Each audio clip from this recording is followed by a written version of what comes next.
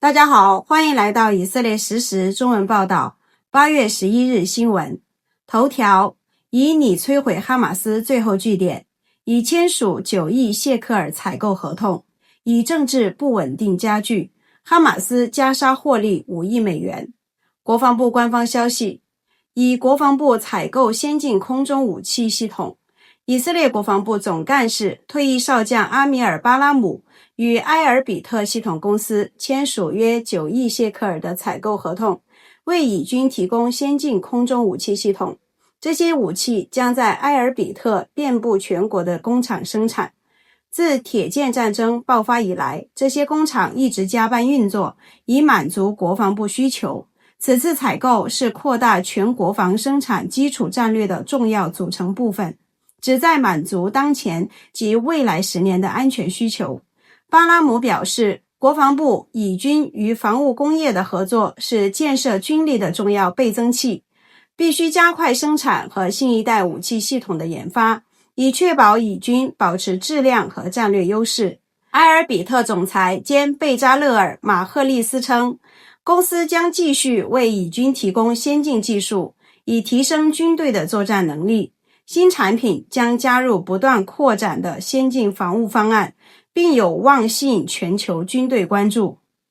视频显示，加沙援助卡车在加沙北部被哈马斯劫持。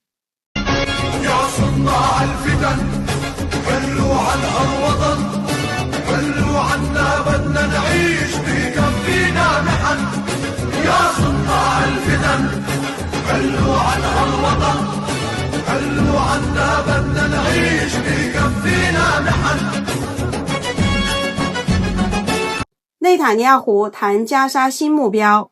以色列总理本雅明·内塔尼亚胡宣布，以色列即将在加沙实施的军事计划旨在摧毁哈马斯剩余的据点。他说，加沙城是哈马斯的最后一个据点，我们将开始着手控制它。他补充表示，以色列将采取各种突袭行动，并有能力将其摧毁。他还明确表示，如果哈马斯投降，冲突可能立即结束。只要哈马斯放下武器，战争明天就能结束。但由于哈马斯拒绝解除武装，以色列别无选择，只能完成任务。此外，他还谈到以色列在全球信息领域面临的挑战。他指出，我们之所以没有赢得这场宣传战，是因为社交媒体上的机器人。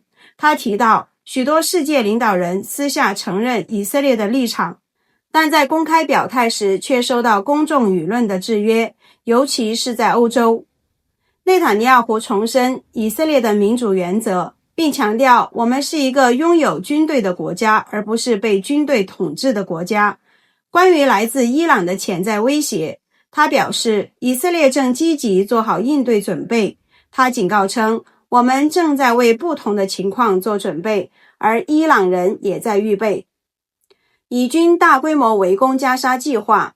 未来几天，以军将向政治领导层提交一项大规模计划，拟调动约25万名士兵包围加沙城，以切断其与外界的联系，随后转移城内居民，并可能将行动扩大至周边难民营。计划还包括设立救援物资分发点。以军空袭加沙城。以军空袭加沙城西法医院附近一处记者帐篷，造成半岛电视台5名工作人员死亡，包括知名记者阿纳斯·沙里夫和穆罕默德·克雷卡，以及3名摄影师易普拉辛·扎赫尔、穆罕默德·努法尔和莫阿门·阿利瓦。以军称沙里夫是伪装成记者的恐怖分子，担任哈马斯东贾巴利亚营努赫巴部队成员及火箭发射小队指挥。情报文件证实其军事身份及与半岛电视台的合作关系。以军表示，该次空袭使用精确弹药，并结合空中监控和情报，旨在减少附带伤害。半岛电视台否认指控，称遇袭记者当时在履行职业职责。此外，昨日夜间，以色列国防军对加沙城及加沙地带北部多地发动多轮空袭。人质谈判分歧加剧，人质谈判的核心争议之一是哈马斯坚持拥有对加沙救援物资分发者的否决权，要求所有物资由红新月会和联合国近东救济工程处等机构分发。哈马斯在2024年通过进入加沙的物资获利5亿美元。哈马斯火箭弹袭击。昨日下午，哈马斯向萨阿德、纳哈尔奥兹和卡法尔阿扎等临近加沙的城镇发射了2枚火箭弹，目标为犹太平民。火箭弹1枚被拦截，另1枚落在一处牛棚附近。德国暂停对以供武说明。内塔尼亚胡称德国总理是他的好友，但他屈服于外界的压力。德国总理向联合政府伙伴解释称，加沙局势的刻意升级加剧了德国及欧洲的社会紧张，因此他决定对以色列实施武器禁运。他在采访中说道，部分以色列安全系统前高级官员和总参谋长对军事行动的怀疑也是实施禁运的原因之一，并指出以色列过于公开的内部争论已对其外交造成重大损害。约旦河西岸恐怖活动。国防部长伊斯雷尔·卡茨表示，杰宁、图勒凯尔姆和努尔沙姆斯难民营已成为由伊朗资助和武装的恐怖温床，目的是将其打造为对抗以色列的另一条战线。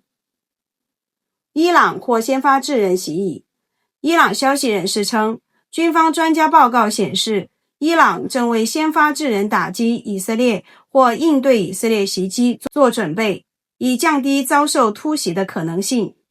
伊朗总统佩泽西安则表示，伊朗几乎已无可用水源，正处于严重且难以想象的危机中，并将被迫实施停水。叙德鲁兹医护遭处决。叙利亚政府军在南部苏维达近距离射杀一名德鲁兹医院医护人员。土耳其发生 6.2 级地震。今日上午，土耳其西北部巴勒克埃希尔发生 6.2 级地震，震中位于希腊对岸，预计在以色列无震感。澳大利亚承认巴国。澳大利亚总理昨晚宣布将承认巴勒斯坦国，称此举是伸张正义的行为，也是推动两国方案的必要步骤。1周前，澳大利亚爆发9万人反以示威，亲巴游行者甚至声称澳大利亚本身也无存在的权利。以政治不稳定加剧。财政部长斯莫特里奇及其宗教犹太复国主义党考虑因政府在加沙仅针对加沙城，未展开全面行动而退出政府。内塔尼亚胡在政府会议中回应称，将于今晚发表声明，并警告右翼政党有推翻右翼政府的特殊本领，最终会付出惨痛代价。反对党领袖拉皮德则建议与斯莫特里奇联合推动解散议会的法案。高院介入加沙作战与司法人士。以色列高院法官卡布布要求政府回应人质与失踪者家属论坛的请愿，全面说明继续在加沙开展军事行动的理由。司法部长莱文则表示，法官无权干预政府的战争管理决策。高院发布禁令，阻止解雇司法总顾问及其直属的部长部门法律顾问。本格维尔请求解散巴权机构。以色列国家安全部长本格维尔称，将要求总理在下次内阁会议上提出解散巴勒斯坦民族权力机构的实际步骤。议员伊丹罗尔辞职。原属未来党，现已退出该党的议员伊丹罗尔宣布辞去议会职务并退出国家政坛。无人机走私被挫败。以军在帕兰吕区域发现一架从埃及领土飞入以色列的无人机，机上载有10支步枪，以破获恐袭阴谋。以色列安全局与耶路撒冷警察逮捕2名来自东耶路撒冷的父子，他们计划袭击安全部队。调查中发现爆炸物制作实验室，2人中父亲曾向警方卧底出售爆炸装置，企图用于针对犹太人的袭击，2人已被起诉。海法地区疑似暗杀未遂。海法地区传出杀手小队在主要道路交叉口企图实施暗杀的异常报告。耶路撒冷地区安全警告，因尼维梅纳赫姆和吉瓦特泽夫中心附近发生安全事件，当地增加了安全力量部署，警方呼吁保持民众警惕，并对异常情况及时报告。大屠杀幸存者死于伊朗导弹袭击。二战时期大屠杀幸存者奥尔加·魏斯伯格因伊朗导弹袭击造成的伤势去世，愿他的家人在西安和耶路撒冷的哀悼者中得到安慰，愿上帝为他的血报仇。哈雷迪议员警告，因缺乏妥拉学生免服兵役法案，哈雷迪党议员波鲁什警告，若大批妥拉学者被视为逃兵役者并被捕，将引发哈雷迪与世俗社会的内战，而国家难以应对数十万人的抗议。以军表示，已建立第二支哈雷迪男子空军技术员部队，可在服役期间保持宗教生活，同时维护 F-16 战机作战能力。高温与沙尘天气预警，今日以色列将迎来极端高温与高浓度沙尘天气，气温预计明日达到峰值。夏季血液短缺，以色列进入轻度夏季血液短缺状态，国家呼吁公众踊跃献血。戈兰徒步者中暑被救，以色列警方志愿者在埃尔阿勒西谷救援5名徒步者，其中2人中暑。警方提醒，高温天气下，戈兰多条步道已关闭，外出徒步可能危及游客和救援人员安全。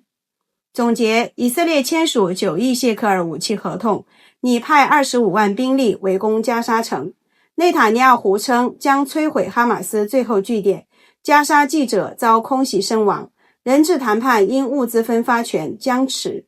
澳大利亚承认8国，伊朗或先发制人打击。以国内政治动荡，高院介入加沙行动。哈雷迪议员警告或爆发内乱。土耳其 6.2 级地震。以色列迎极端高温与沙尘天气。感谢您的收看，请持续关注我们的频道，我们将实时连接世界与以色列。再见。